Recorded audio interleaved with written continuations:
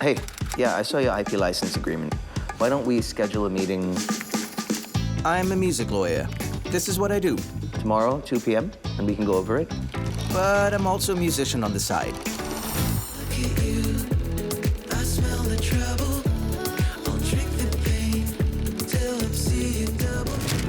My office is right here, on the edge of Telok Ayer district. This is where I grab my morning coffee, have client meetings, and grab a drink with friends after a long day. But I want to find out what Telok Ayer does for fun. We have to remember, this is before television. You needed something to do at night. What do its inhabitants, old and new, get up to after work? Wonderful. We are having a major outdoor event this evening. A party? Third, 6, third, 7. I want to find out what makes this area tick.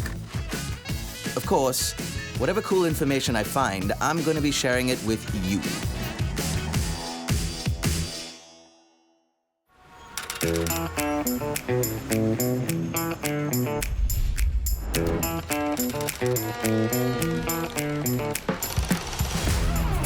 Telok Ayer was one of the first places in Singapore that got super crowded, super fast, when immigrants from all around the world started coming to Singapore in the 19th century. With so many people living and working here, they definitely needed an outlet to let loose. But now to me, it's looking like a place for burnt-out professionals to grab a quick salad lunch and a beer with colleagues after work. Is Telok Ayer just like me? Business on the outside, but look a little deeper, you'll find that Telok Ayer knows how to have a good time. The official Telok Ayer district covers a long stretch that runs from Market Street to Anson Road. But I'm also interested in the area surrounding it, like Boat Quay, Chinatown, and Tanjong Pagar. Early Singaporeans know Telok Ayer as the place to practice their religion and meet up with fellow countrymen at clan associations. I know it as the place to let down my hair just a little. We're here at Club Street, the street with no clubs. Turns out there are clubs, just not the kind I was thinking of. So this is the Hokkien Club, which was one of the oldest clubs for millionaires and is now a fancy dentist. This is the Pondok Peranakan Galam Club. It used to house Indonesian immigrants from the Bawean Islands, and it was the only non-Chinese club on this stretch. So this is the Golu Club, which translates literally to My Humble Hut, and it used to house the first Chinese immigrant basketball player. If you look here, Yao Ming's grandfather left his legacy right over here. So I'm being told I have to actually give you true facts, so maybe we'll try this again. So this is the Golu Club, which translates literally to My Humble Hut, and it used to house the Basketball Association of Singapore just after the Second World War. Take a look.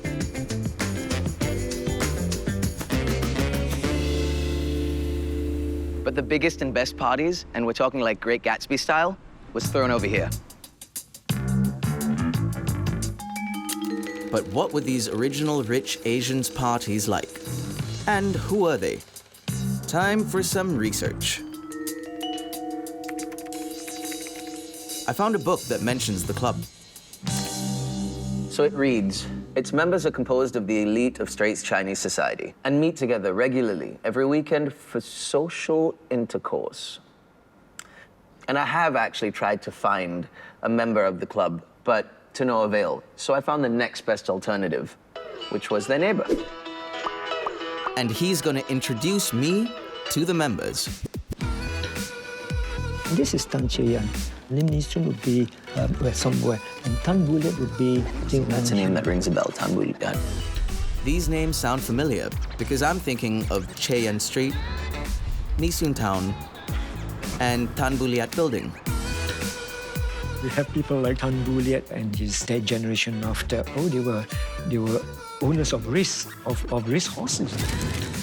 After Weekly Entertainment Club opened its doors, many other clubs followed suit. At one point, there were more than 25 clan groups and clubs on Club Street and An Siang Road alone. The Golu Club was founded in 1905 for the purpose of networking, leisure, some social entertainment. In business, you need friends, you need customers, you need suppliers, you need retailers, you need anything that can go along with you in your business enterprise. Singapore's high society members wanted clubs where they could hang out with other richy riches. Club events were the talk of the town. Sir Song Ong Siang, the first Chinese in Malaya to receive a knighthood, was a member of the Weekly Entertainment Club. He recalled a lavish 5th anniversary fancy dress ball where guests came decked to the nines as royalty. The dresses looked brilliant. Some of the members wore costumes of kings, princes, and sultans. What was the vibe like, though, across Club Street? The 1950s, it was a very dingy. At night, you see lights and hawkers and lots of children playing. And from that contrasted to a very well-behaved, disciplined, orderly gentleman coming with coats, a chauffeur-driven cars. Over the years, many of Club Street's inhabitants started moving away, selling their land, now a prime area near the central business district, and built new headquarters elsewhere. But the party animal in me is wondering if I could recreate one of Club Street's iconic parties. So I said, take Daddy's yacht instead. I was promised a big party with champagne, but we ran out of production budget. So they've got me doing this instead.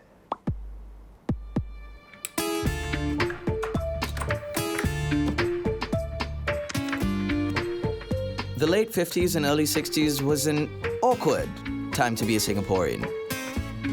We elected our own government in 1959 after decades of being a British colony, and then merged with Malaya, Sabah, and Sarawak to form a new country called Malaysia in 1963. Our national identity was shaky, to say the least. Singapore's then Ministry of Culture organized a series of free, open-air cultural concerts all around the island to help its multiracial citizens get a better understanding of each other. One of these locations was none other than Hong Lim Green, a little park right on the edge of Telok Ayer.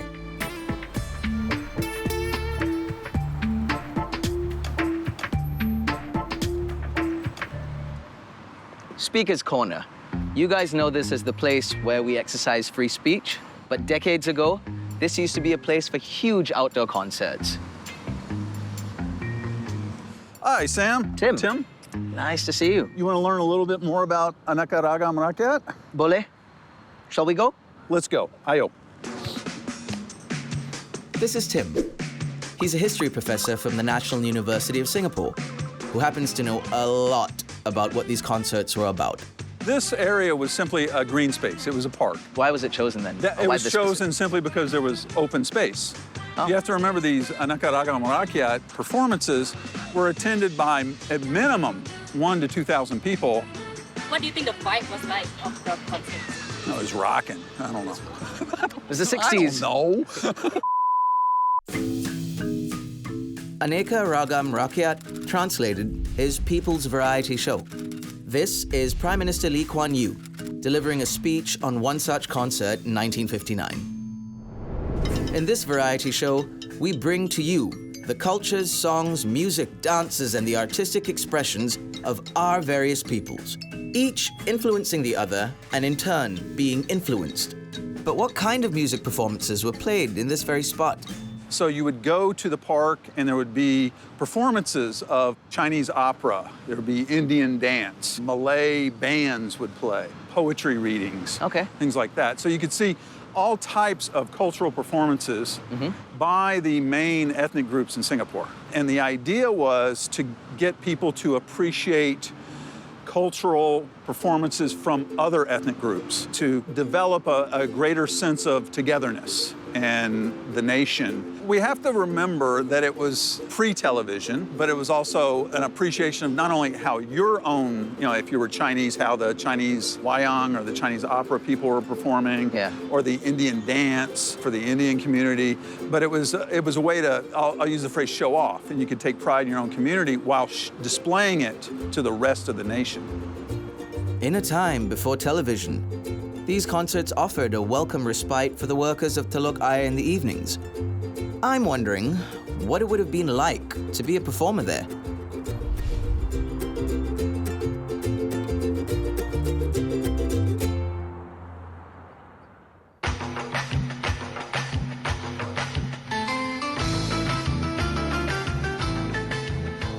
I've scheduled a dance lesson with my friend, Isayanti, a dancer with 12 years under her belt. 2, 3, 4. Good job. That was nice. You're being very nice. Photo. Do you mind telling me a little bit about what's going on? Isayanti is well-versed in Malay dance history, so she can give me a good clue on what's happening inside this photo taken in 1959 during one of the Aneka Ragam concerts. In this photo, the tarian name is called Tarian Sapu Tangan, which is a dance where we use handkerchief as a props. Is this like one of many styles or just a few styles? Yeah, not only we use handkerchief, we use peering, which is plait. And are they quite difficult to learn? Yeah, which you want to learn some of the movements. I mean, I don't mind, but I have to warn you, I'm a very bad dancer. No, it's okay. It's very easy. So to the right, you twirl your hand inwards and go to the side, like this, and the other side. Twirl my hand inwards and go to the side. To the other side. Hey, I really did try my best, but Isayanti thinks I need serious help and called in some backup. First, how to hold the handkerchief. Right, divide by 2. Turns out, Isayanti's mentor is none other than Madam Som Sai, cultural medallion winner and Singapore's doyen of Malay dance. And a major plus point for my research. She actually performed at Aneka Ragam Rakyat many times as a young girl. Interestingly, this is a photograph. It might be one of the Aneka Ragam Rakyat photos. This is already a Malay style, maybe around 1963, 64. Everything was makeshift stage. And then the audience, everybody sit next to each other. It's like picnic. Everybody bring their own chair, you know, that folded. Yes, the foldable so chair. interesting, right? Like you watch wayang, so everybody sit down, drink, picnic, and then they stay on. So that means multiracial community sitting, watching first Malay dance, second Indian dance, third Chinese dance. So it's not an integrated work, you know. So everybody wait and watch. And go. 1, ta-da 2, ta-da 3, ta-da 4, ta-da 5, ta-da 6, ta-da 7, ta-da 8. Welcome to the company. Thank you very much. Okay, one more time. 5. As I continue my private dance lesson, Madam Som told me that the Aneka Ragam concerts paved the way for the National Dance Company, which eventually became the National Theatre Club. Center and stay. Fancy gentlemen's clubs, weekly concerts geared to promote national loyalty. I've learnt that when it comes to after-work entertainment, Telok Ayer residents were spoiled for choice. But I'm looking for something with a little more acoustic appeal. Storytelling. Storytelling. Come one, come all.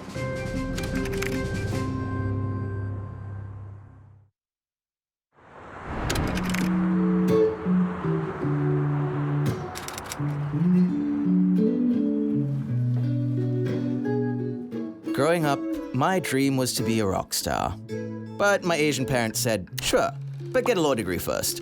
Even though secretly, I still wanted to rock the stage.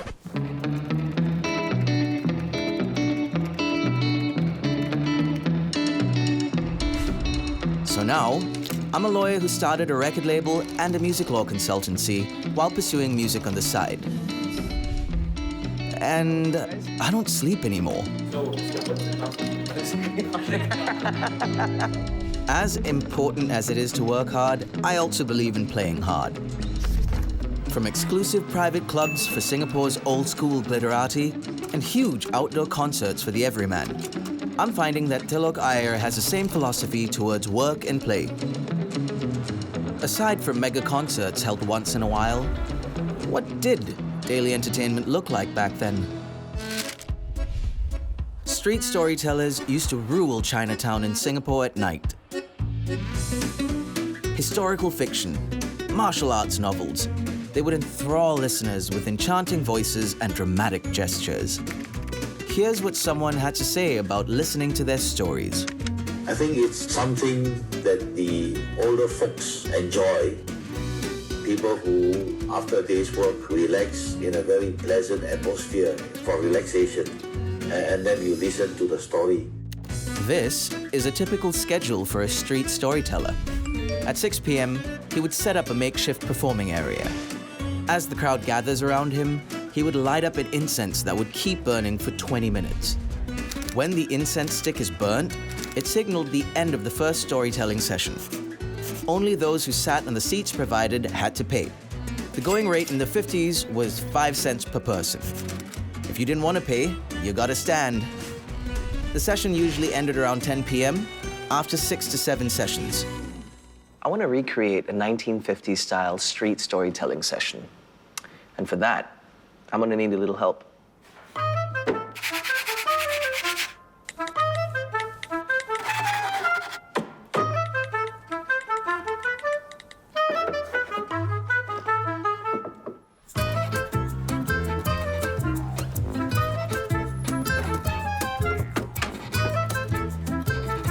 Now that I've got the setup just like the storytellers of old Chinatown, the only thing I'm lacking, an audience.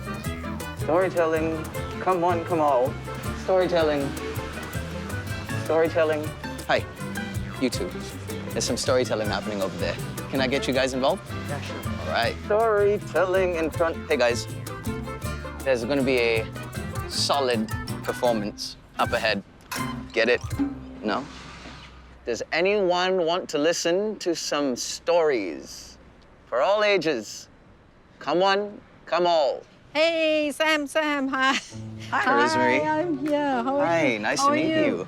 Oh, Nice do you think we have a crowd today? I think so. I think we can gather a few people. This is my friend, Rosemary. She's a professional storyteller who's going to be vital in helping me recreate my old school storytelling session.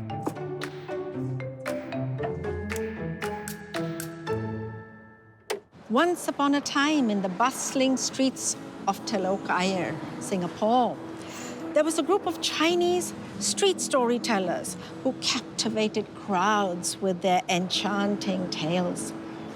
It was the 1940s, and the world was in the midst of war. But these storytellers transported their listeners to a different world, a world of dragons and magic and adventure.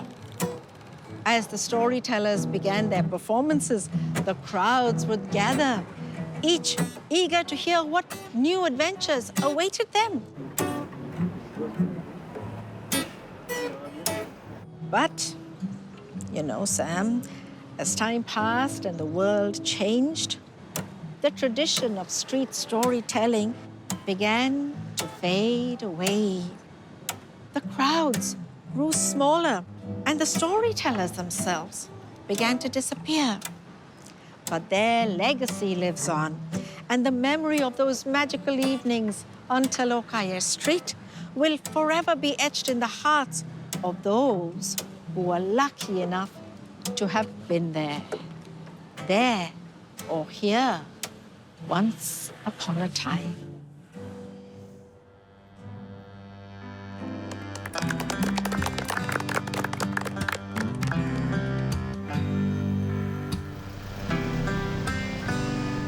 Over time, with the rise of radio and then television, street storytelling eventually fizzled out. But it didn't exactly disappear. It just moved indoors. Who have not joined us before, welcome. I'm forced to eat my vegetables. I've been forced to shut up. And learn that this loneliness is just the bitter pill of what else would you expect from this country? But I will finish this script tonight. My kryptonite is procrastination, but the domestication of my wild ideas will make them fit the lines. This system might stifle my gears, but I can grip it. So, you know, we live in this world of content creation where we're so saturated with different forms of stories, and I think we're frankly desensitized. There's something quite romantic and charming about listening to spoken word. So on this one street, we've got 3 historical sites within about 50 steps of each other. We've got Masjid Al-Abrar, we've got Tian Hokkien Temple, and we've got Nagore Dargah. Over the years, I imagine these places would have had music ringing through their halls, during festivals and celebrations. So I want to focus on Nagore Dargah because it's relatively quiet compared to the other two. Or so I thought. Literally 5 minutes before this, I was told to jump in and play the tabla with this Nagore devotional band. Did I mention I have no idea how to play the tabla?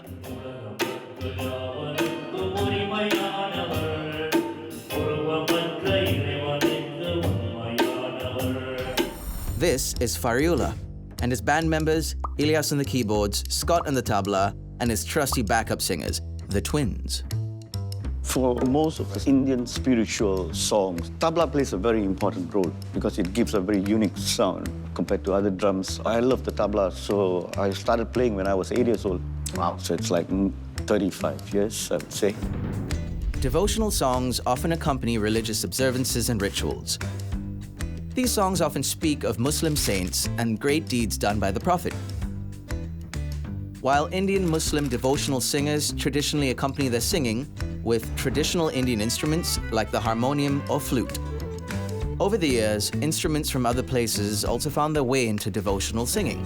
That's why you see Ilyas playing the keyboard and me on the tabla, all in the same band. How do my wrists feel? The same that they did 5 minutes ago. They don't feel tired. Yeah, unless you seriously practice per day, Yes. at least you have to practice 2 to 3 hours. See, if I did 2 to 3 hours worth of this, I think I'm ready for the big leagues. Welcome aboard. Oh, awesome. While the rest of the band continues their performance, Mr. Nasim, the treasurer of Nagore Dargah Heritage Society, has kindly offered to give me a tour of the center. This is Nagore Dargah, and this is Tiang Hokkien Temple, and you see the shoreline, barely 100 meters from here. And this all has been reclaimed over the years. The early settlers had to be at Telok Ayer. There was actually a vibrant business going on with people loading and unloading goods.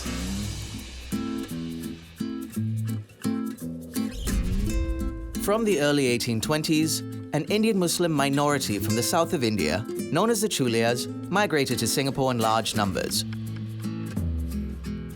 Sir Stamford Raffles' 1822 town plan designated a village just for them at the other side of the Singapore River.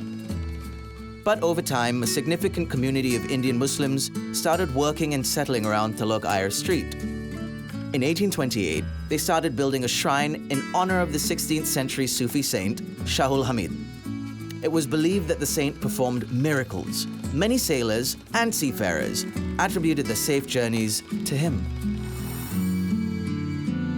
I'm curious, what role does music play in your culture and your community? One of the things that Tamil Muslims do is to sing devotional songs. And these devotional songs talk about saints, talk about some of the great deeds done by the Prophet. We have actually many singers of the past. One of the most prolific singers of the 70s, 80s, and 90s is Nagore E.M. Hanifa. In fact, the song that you heard the band play earlier, that's an E.M. Hanifa classic called "O Almighty, I'm Looking for You." He had a very deep voice. Incidentally, he also was a playback singer for Tamil movies of the 60s. When I was a young boy, I used to hear all his songs over radio. And would he perform here? Would he write his music here? He is from Tamil Nadu. So he's actually in Tamil Nadu. So he sells his tapes in the 70s, 80s, 90s. He just passed away in 2015. Got it. So he's well revered and remembered by the community.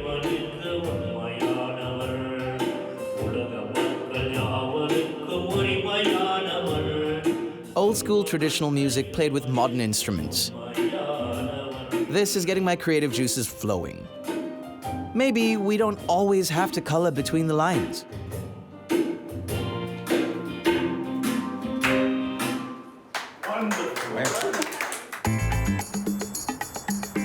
Coming up. So be honest with me. Have you played any Tay-Tay on this? Can this snazzy modern neighborhood contain a time capsule to a whole other place in time? I was not expecting that. Oh, thank you.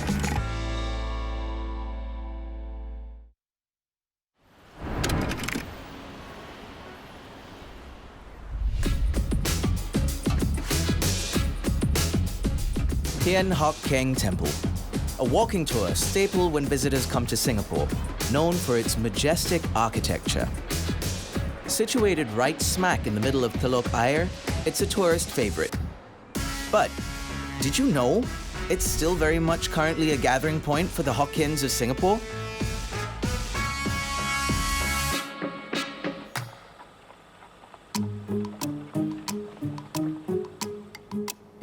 Telok Ayer literally means Bay of Water.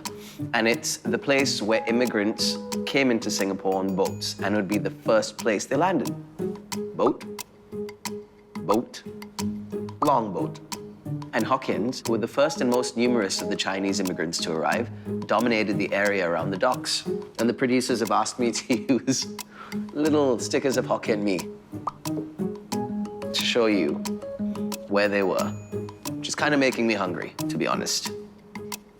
And after a long and arduous journey across the sea, the first thing these Hokkien immigrants wanted to do was give thanks to the goddess of the sea, Ma Su. Hence, Tian Hock Keng Temple. And for over 100 years, it's been the venue for countless celebrations and festivals for the Hokkiens of Telok Ayer. An elaborate procession was held that day as the goddess made her way from the waterfront to grace the newly completed temple in Telok Ayer Street. Elaborate procession sounds like another way of saying party. Tian Hock Keng is the Hokkien temple of Singapore.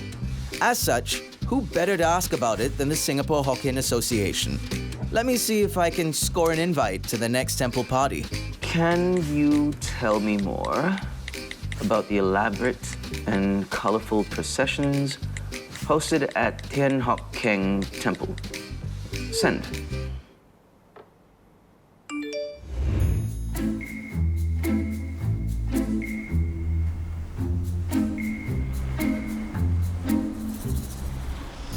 I got the goods, so let's go. I'm meeting a man who was so enthralled by performances at the temple, he focused part of his PhD thesis on it. And he's going to show me a local ritual to ensure good weather for the upcoming celebration.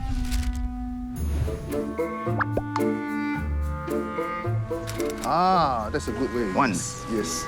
Then chili with the tip pointing up. Pointing up. Yeah. Okay, and then plant the whole thing on the ground. All right. Okay, so we've planted chili and onion in the ground so it doesn't rain. Right. Why do we not want it to rain? In Taoist belief, today is the birth anniversary of the goddess of mercy. Right. And we are having a major outdoor event this evening.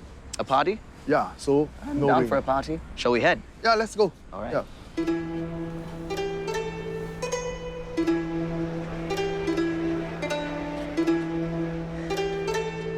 I'm sure you know Tan Tock Seng. Yeah. He built the temple. Oh. Of course, with many other Chinese migrants. So with the musicians here and the audience over there in the courtyard. So as you can see, obviously, we want to avoid rain. Yeah, I can see that. Yeah. Let's hope it works. Every time it does. Oh, it does? If you look at the tiles, then we realize that these tiles are not traditional Chinese tiles. Right. These tiles are of Peranakan or Baba background. We always say that this temple is a good integration of traditional Chinese as well as Southeast Asian cultures. This is the Lady of the Hour. It's her birthday today, the Goddess of Mercy. Yes. The goddess has 3 birthdays a year. On the 19th day of every 2nd, 6th, and 9th month of the lunar calendar. So tonight, I believe we'll have full house. People come from all walks of life, elderly, PMETs who work in this area. So don't be surprised if you see various people.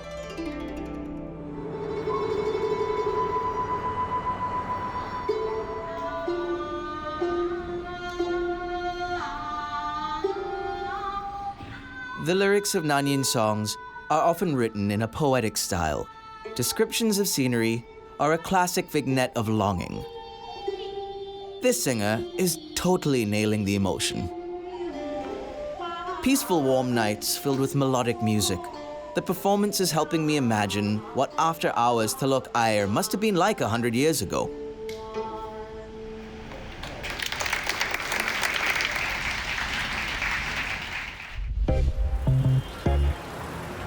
By day, Telok Ayer is like that nerdy, type A colleague who sends you a calendar invite for everything. But when the sun sets, oh, Telok Ayer can hang. Is it actually even kinda cool? Over the past few years, internationally renowned cocktail bars and live music venues have mushroomed around the areas surrounding the district. It's okay, you have a nice smile. Don't worry.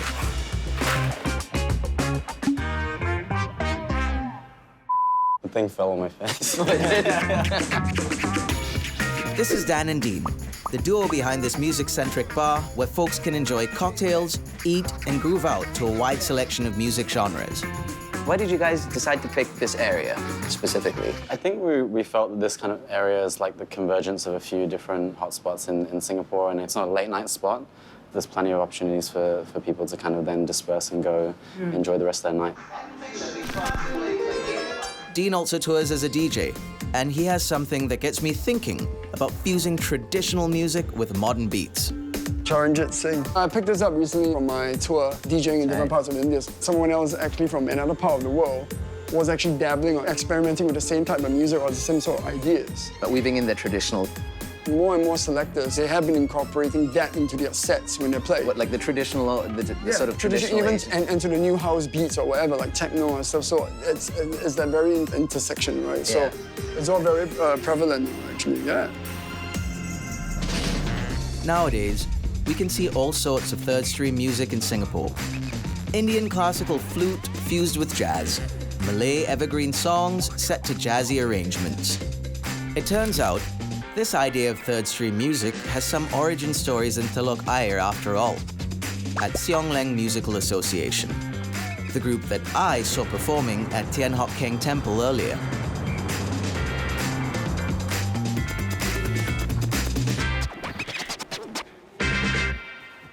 I just want to make sure that I'm all right to step on the lion. Yes, sure, no worries. These are actually meant to be stepped on for the musicians. This is Ming Yi. She's the principal artist of Siong Leng Musical Association and the person who'd be teaching me how to play a pipa cover of my song.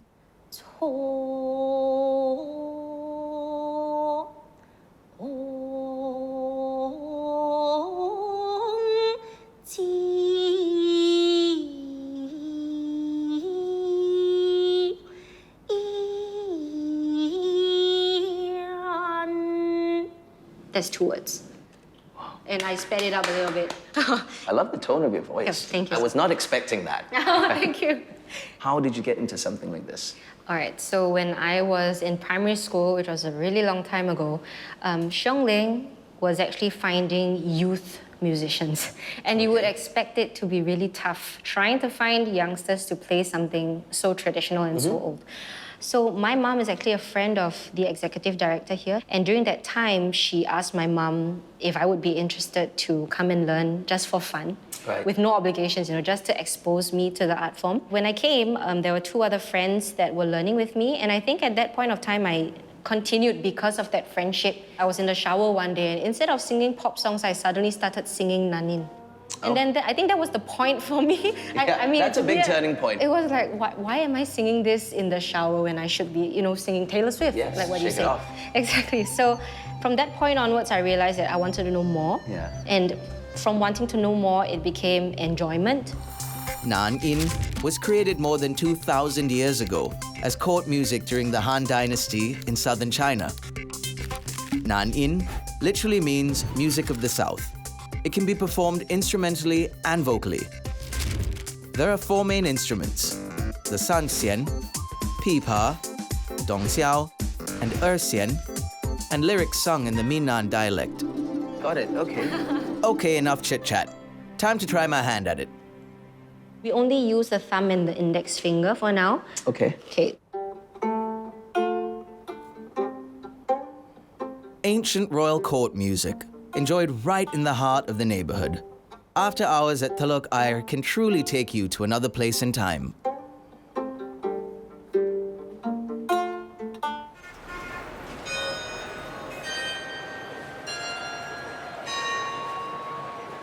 What's the story behind this iconic Telok Ayer sound? Okay, 1, 2, 3. Oh Oh my God. Yeah, ta-da!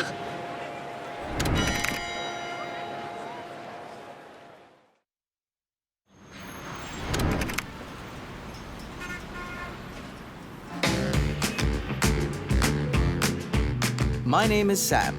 I'm a musician, lawyer, and entrepreneur. And now, amateur cultural historian with a niche specialization in Telok Ayer district.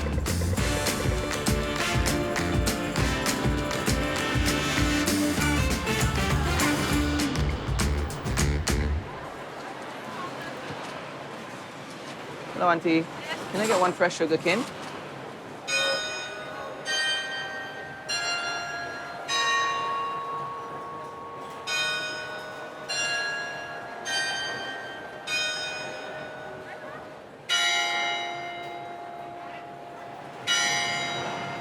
Now that is the iconic sound of Lau Pa Sat.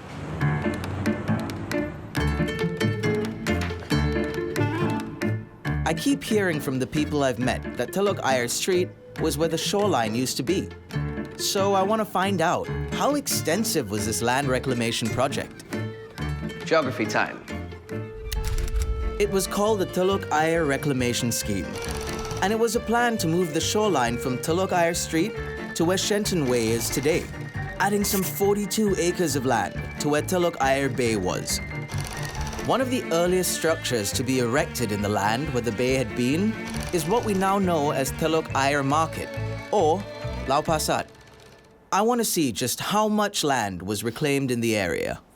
Before 1879, this all used to be the sea.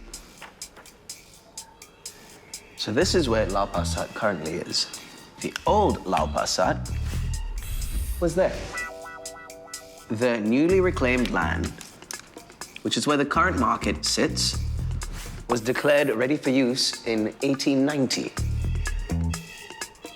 I found out Lau Pa Sat's bells were cast by a centuries-old company in the Netherlands that has since been bought over. But luckily, there is a man there who has some memories of installing Lau Pa Sat's bells. We installed a computer in 1991. We had a melodies program on EEPROM. Okay. To change melodies, you had to change the EEPROM. When the mass rapid transit system was constructed in the mid-1980s, Telok Ayer Market was taken apart, piece by piece, its cast iron supports put into storage in Jurong. A few years later, it was carefully pieced back together and renamed Lau Pa Sat in 1989. The old market's most prominent feature was a beautiful clock tower. In the new market, bells were added. I have a list here of melodies. It was 35 melodies only. 35. Were they the usual suspects? Happy birthday, you know, silent night, kind of? There were names I don't recognize. Casa Sayang, I don't know what it is. Oh, so there were, those are the names of the local languages in Singapore. Do you mind reading off some? Lenggang Kangong. Okay. Kilang Sipaku Kelang. Okay. And then we had Burong Kakak Tua, Chang Mali Chang. Yeah, these are all famous. Wow, that's interesting. These are all very famous historical songs, yeah, in Singapore. Henk shows me the list of songs programmed in 1991. Burung Kakak Tua, that's the first song I learned how to play on the recorder. What's really interesting is that there's only one melody that's played right now, the Westminster Quartet. Of course, when you have a chime like this, it would be a waste if you only use one melody to be played. We have 23 bells there, so you can play many, many melodies with those bells. Indeed, thousands of melodies. Eh? Right. Ah, okay. So Lau Pa Sat's bells can theoretically play almost any song. So why doesn't it? My investigation takes me to the market, where I've made an appointment to take an even closer look at it. What'll be screen-friendly that won't put me into a food coma for the rest of the shoot? Thunder tea rice there. Thunder tea rice. This is Keith from Lau Pa Sat's marketing team. Fun fact, his office is underneath Lau Pa Sat. Okay, 1, 2, 3. Oh my God. Ta-da! Okay, tell me about these. The Westminster Quarters has been chosen because it's kind of like a classic tune that has been closely associated with most of the clock towers in the region. after the end of the Westminster quarters. For example, if it's like 11 o'clock, you strike 11 times. It's actually controlled by a digital system, which we have it in a secret underground compartment. Yeah, I'm all for secret underground control rooms. Can we go? Sure. Can we check it out? I'll show you the way. Yeah. Oh, it's like a secret dungeon. Really, James Bond villain lair. This way. Thank you. When was this built, man? This was built when Raffles Place MRT was being built. This is the sound system I'm talking about. Okay. What melodies do you guys have?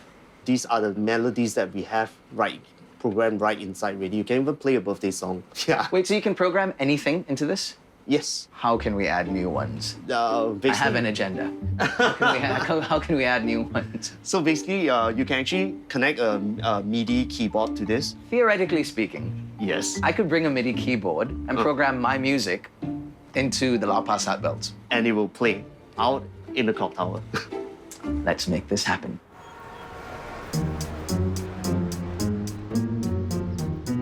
We all know the main streets in and around Telok Ayer. The main street with all the historic shophouses, the ones lined with iconic religious buildings, the one facing soaring skyscrapers. But what about the alleyways? What goes on there after hours?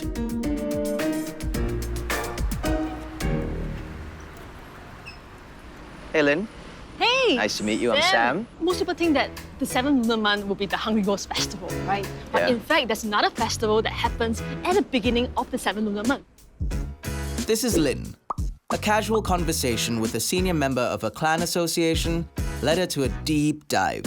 She wanted to find out how a festival that was once even grander than Chinese New Year disappeared completely. An iconic festival organized by sororities known as Milky Way associations. One such group had its headquarters right here. So these are informal groups that are formed by mostly women who are single, and they form one of the major women labor forces. The 1933 Aliens Ordinance put a quota on the number of male migrants entering Singapore. But there wasn't a quota for women. This resulted in waves of women arriving on the island, taking on all sorts of jobs from construction workers to domestic helpers. And they created sororities to support each other. Between 1938 to 1941, there were over 100 Milky Way associations in Singapore. So you can see a lot of women wearing similar garments, and then they will have different kinds of offerings that put up. So lots of snacks, pastries, and you can see how they intricately place them and display, right? The festival has its origins in the mythological love story between a human and a goddess. Star-crossed lovers only allowed to meet once a year on a bridge made out of magpies. It was also known as the Girls' Festival. Girls would don new clothes, set out food offerings, burn joss paper, and make a wish. No one took this festival more seriously than the Milky Way associations. Next up, we visit one of the biggest Milky Way groups in the area. This was a group that's formed mainly by the Mazes. Okay. So you know the domestic helpers who came with their white samfu and the black pants? Yeah. They were so in secrecy and not want to show to others because they want to have like the major kind of climax of the display on the very day of the festival.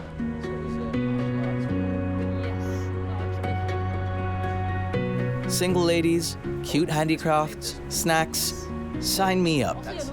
But unfortunately, as Milky Way associations dwindled into obscurity, so did the Qixi Festival in Singapore.